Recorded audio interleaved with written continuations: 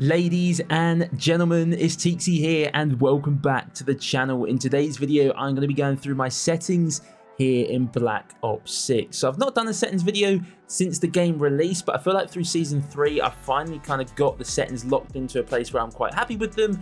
And I don't imagine they'll change too much moving forward for the rest of the year. So I thought this would be a good time to share them and try and help some of you guys out. Now, I do play on PC and I am a controller player. So if you play on mouse and keyboard, this video might not be for you. And if you play on console, you won't be able to see all of the settings I've got, but you'll still be able to see a fair few. And hopefully, if this doesn't exactly help you, it might give you guys kind of a building block to start from. So we're starting off here with the controller settings. So obviously incredibly important for anybody playing on controller. So for the button layout, I play on default flipped. So firstly, I've played on default button layout for many years. I've never really experimented with anything else. Default's always worked for me. And since about Black Ops Cold War, when I started playing on a PlayStation controller, because previously I'd always been an Xbox kid growing up, I actually flipped my triggers and bumpers around. So I now shoot and aim in with my bumpers and throw nades and stuff with triggers rather than the other way around. And that's always worked a lot better for me. In terms of sensitivity, you play it on 1.2, so obviously they changed this earlier in the year. I'm not exactly sure what 1.2 transitions to in terms of normal sensitivity.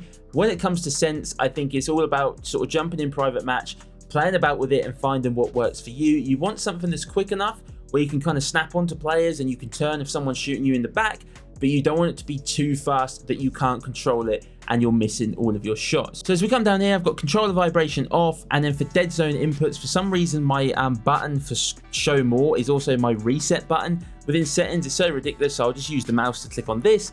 These are my senses, my dead zones. Like I say, dead zones are a personal preference, I think, based on your controller. I've got quite a new controller, so my left stick mins on 0, right stick mins on 2. Obviously, you've got the test stick dead zone now that you can do to see if you've got any stick drift. In terms of the triggers, I've got these both on 0, and then right stick max and left stick max are both on 99. I know some people bring the left stick max down a little bit, but this is what works for me. But again, kind of personal preference. So next up, guys, we've come across to the aiming tab. So obviously, if you're playing on controller, you want your target aim assist to be on. That is an absolute must. And then on aiming advanced settings, you want your aim response curve type to be on dynamic. So you've got standard, linear, and dynamic to choose from. I swapped to dynamic in Cold War, and I feel like the majority of people play on dynamic now. I'm not going to get into what they do, but dynamic is definitely the one you want to be running. It just feels a lot more snappier. And then I've got my aim response curve slope scale on 1. I don't know if people mess about with this, but for me, I just leave it at 1. That's what works for me. We come across to the movement tab. So firstly, tactical sprint assist. I don't like tac sprint, but in the games that have got tac sprint, I'm going to have tac sprint assist on. Unless there's some reason why you play competitively and you can't use this, you want to have this on. It's just easier on your hands and it's easier on your controller. And then if you use the right stick, you can come across to the right here. I've got tactical sprint activation set to single tap sprint. I think the other options are single tap run and double tap. For me, single tap sprint is what works, and that is what I've settled on. And for the rest of these, if you want to copy them, you can. I don't think there's too much more to really go through on this page though. And then if we go across to the combat tab, again, if you want to copy some of these, it's completely up to you, but I don't think there's too much in here. I have weapon mount activation off. This is because I'm really heavy on my sticks, and often I end up mounting when I don't want to. So I've turned that off. I don't think there's any reason for it this year in terms of going for camos and challenges. So I've got it set to off. And then, yeah, like I say, the rest of these, if you want to copy them, you can. But I don't think there's anything too crazy in here, mainly just personal preference, I think. So next up, guys, we've got the audio tab. So again, I think this is personal preference based on your headset, based on, you know, kind of how loud you want things to be. But I play master game volume on 76. I've got gameplay music on 30, dialogue on 76, effects on 76, and cinematics music on 20. I feel like a lot of people probably play with the music volume completely turned down, and I understand that, right? People want that competitive advantage. But for me, I always feel like the music just adds a little bit to the atmosphere of a Call of Duty title. So I like to kind of have it on in the background. And then for dialogue and effects, I've just settled on 76 this year. That's what works for me.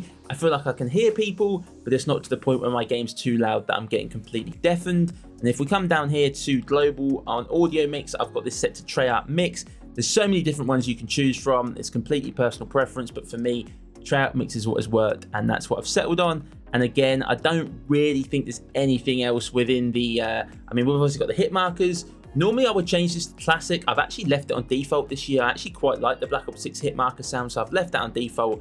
But again, this is just a personal preference thing. And on voice chat, I don't think there's anything really here that you need to see.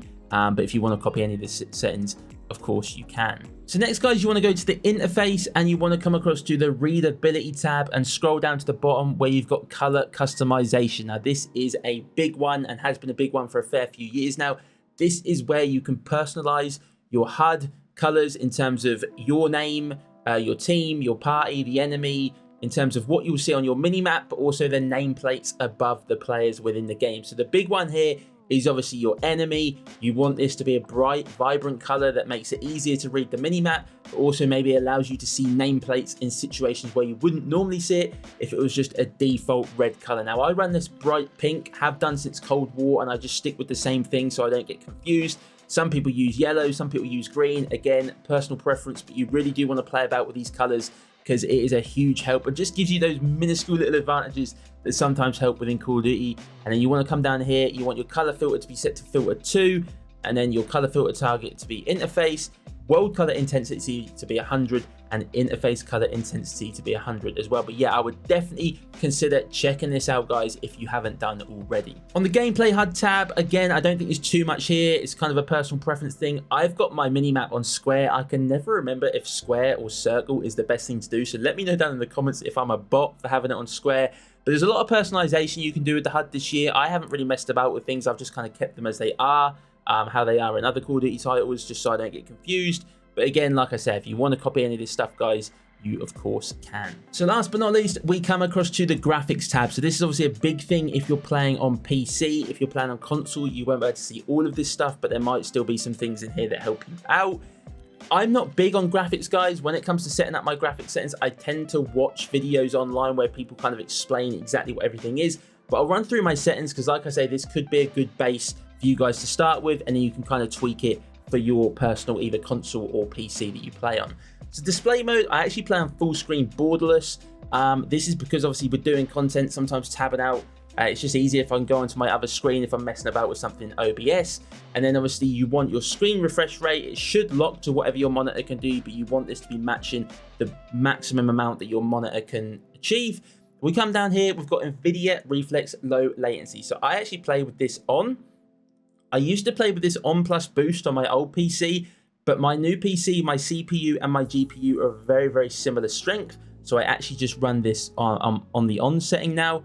And if we come down here, I don't think there's too much else on this first display page. But again, like I said, if you want to copy things, you can. We come across to the quality tab, render resolution, you want this set on 100. Sometimes I'll buff this up to 200 if I'm taking screenshots for thumbnails. When I'm playing, I want this on 100. For my upscaling and sharpening, I actually run this on Fidelity FX Cast. Now, I could never do this on my old PC. My old PC just could not run with this setting, but if you can get away with it, you want to run this. It just makes your game look a lot more sharper and crispier. And then if we go into the show more, not there, we want to go show more. I've got my Fidelity FX Cast strength set to 70. And then if we scroll down, I've got my VRAM scale target 70. I think with Fidelity FX Cast, the strength, I think if you've got a slightly better GPU, you could put this a bit higher, slightly less, put it a bit lower. But like I say, my old PC just could not run playing on Fidelity FX Cast.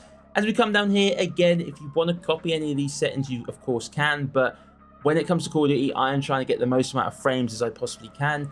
My game still looks nice, right? It still looks vibrant, even playing with these settings on low. So a lot of these, I've got them set as low as possible. But again, like I said, if you want to copy them, you can, and just mess about with these. But like I say, the game doesn't look horrible. I know a lot of people say Black Ops 6 is not the best graphical game. Maybe that is true, but when you're playing, you want these set to low so you can get the best amount of frames as possible.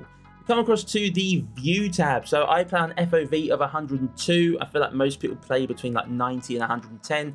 I settled on 102 back in Black Ops Cold War and have just stuck with it ever since.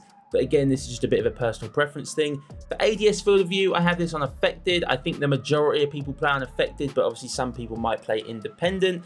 Weapon field of view, you want this set to wide.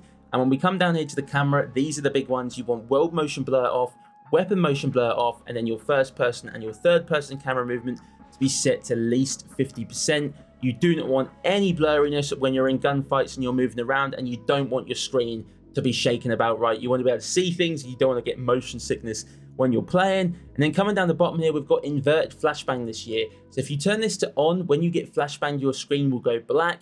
Took me a little while to get used to this, but it is a godsend, right? Because the flashbangs on this game are absolutely insane. Man, I'm getting old now. When I get flashbanged, I'm like, generally feel blinded, like I can't see anything.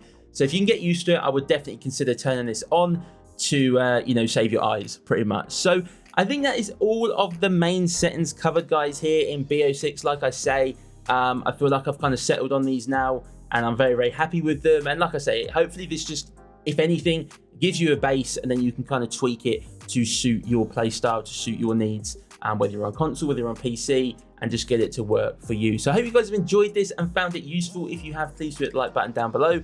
If you're brand new around here and want to find your way up for more, please do consider subscribing to the channel. And as always, guys, I hope everyone's a great day, and I'll catch you in the next one.